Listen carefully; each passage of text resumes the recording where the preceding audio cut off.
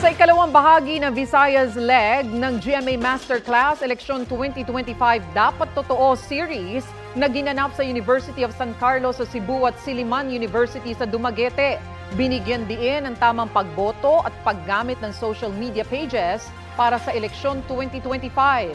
Balitang hatid ni Nico Sereno ng GMA Regional TV. Maaga pa lang lumagda na ang mga estudyante ng iba't ibang paaralan sa Cebu sa Panata Wall na inilagay sa University of San Carlos.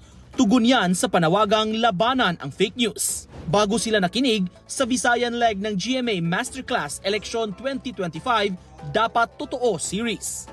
What is alarming is that this infodemic is just as pervasive, just as deadly as that coronavirus strain. Bukod sa tamang pagboto, itinuro sa lecture series ang mabuting paggamit ng social media pages. Use it for your advocacies to help other people make wise decisions sa kung sino ang leader na iboboto nila. Let our vote swing in the direction of a nation, of a world where we can all be proud of. You guys, you're determining your future. Remember your why. Why do you show up and why do you win the day?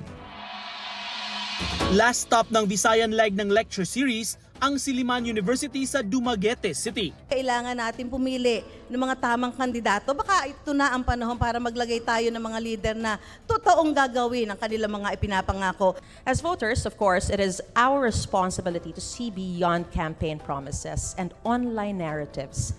This is why voter education is critical. It is essential that Filipinos, especially the youth, are well-informed, engaged, and empowered to make responsible choices. This GMA Masterclass Election 2025 Dapat Totoo series aims to help educate all of us on why we must take our role in elections seriously and what we can do to arrive at informed choices. Host ng programa, si 24 Oras segment host at GMA Synergy sportscaster Martin Javier.